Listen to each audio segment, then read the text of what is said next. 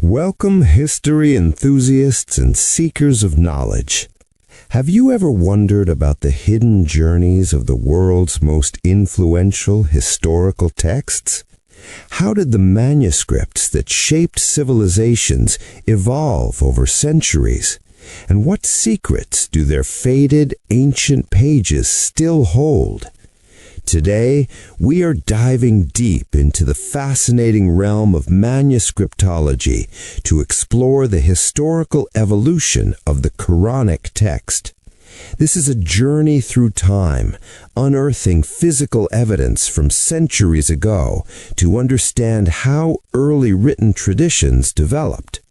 Grab a cup of your favorite beverage, settle in, and let us embark on this captivating historical exploration together. In the academic study of historical and religious texts, a foundational principle is that no major text emerges in an absolute vacuum. Just as literary giants like Shakespeare drew upon pre-existing legends and historical chronicles to craft masterpieces, religious texts also interact with the oral traditions, earlier writings, and cultural atmosphere of their time. The study of the Quran is no exception to this historical reality.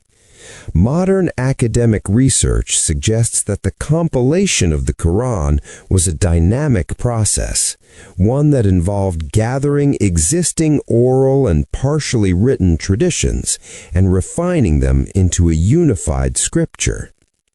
Historical researchers have extensively debated the stages of this compilation. Some prominent historical theories propose that the text underwent various modifications and expansions long after its initial emergence, particularly during the Umayyad period under rulers like Abd al-Malik ibn Marwan. Theories suggest that certain verses or specific theological terms may have been introduced later to serve specific political, religious, or linguistic purposes. For instance, some scholars argue that references to the night journey or the specific naming of the prophet in certain contexts were later additions designed to solidify the religious narrative of the expanding empire. However, while textual theories are valuable, the ultimate arbiter in historical research is physical evidence. This is where the rigorous science of manuscriptology steps in. Rather than relying solely on historical hypotheses, manuscript experts examine the physical remnants of the past. Through this lens, while the principle that the text underwent historical development is widely accepted, the specific details are often revealed through a fascinating historical artifact known as a palimpsest.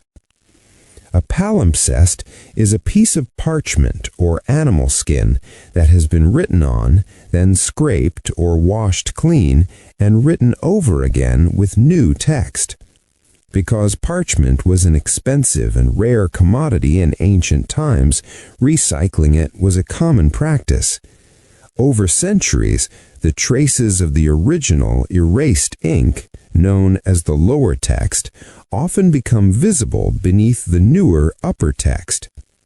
The discovery of Quranic palimpsests, most notably the famous Sana manuscript, has provided researchers with an unprecedented window into the early evolution of the text. When experts analyze the lower text of the Sana palimpsest, they find undeniable variations when compared to the standardized version of the Quran we know today. These are not merely differences in spelling, but structural and linguistic variations. For example, the underlying text sometimes uses entirely different words that carry similar meanings, such as using the word for fire instead of hell. Furthermore, the arrangement of the chapters or surahs in these ancient palimpsests often differs entirely from the modern standardized order. To truly understand why these variations exist, we must look at the linguistic environment of the early Arabian Peninsula. The Arabic script in its infancy, known as the Hijazi script, evolved from the older Nabatean script. Crucially, this early Arabic was a skeletal script. It lacked the dots and diacritical marks that modern Arabic uses to distinguish between different letters and to indicate short vowels. Therefore, a single written word could be pronounced and interpreted in numerous different ways, depending on the reader. Moreover, early Arabic did not exist in isolation. It was deeply intertwined with surrounding Semitic languages like Aramaic, Syriac, and Mandaic. Many words in the early manuscripts that have puzzled later commentators become clear when viewed through the lens of these sister languages. For instance, certain terms related to family structures, such as kalala, or words describing purity and clarity, such as silsal, have direct, unambiguous roots in Syriac and Mandaic. When the dots and vowels were eventually added to the Quranic text centuries later, the original Semitic meanings of some words were occasionally obscured or reinterpreted by later scholars who were separated from the original linguistic context. This brings us to the critical question of dating. How old are the oldest surviving pieces of this text? Accurately dating manuscripts is a complex science that utilizes carbon-14 dating for the parchment, alongside meticulous analysis of the calligraphy, ink, and ornamentation. Despite popular belief, scientific consensus indicates that there are no surviving complete manuscripts from the exact time of the religion's founding or the immediate period of the early caliphs. Instead, the oldest physical fragments, such as the lower text of the Sana'a palimpsest, are generally dated to the late 1st century and the early 2nd century of the Islamic calendar. This places the oldest tangible evidence firmly in the Umayyad era.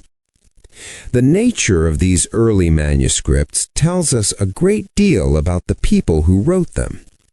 If we look at the historical transmission of the Old Testament, for example, we see a highly formalized tradition. Jewish communities maintained a dedicated elite class of professional scribes who followed incredibly strict mathematical rules for copying texts, ensuring an astonishingly low rate of error. The early transmission of the Quran, however, was fundamentally different.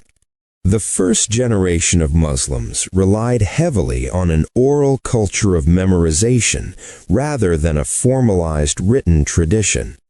There was no established institution or professional class of scribes tasked with standardizing the written text. Those who did write were often devoted followers rather than professional copyists.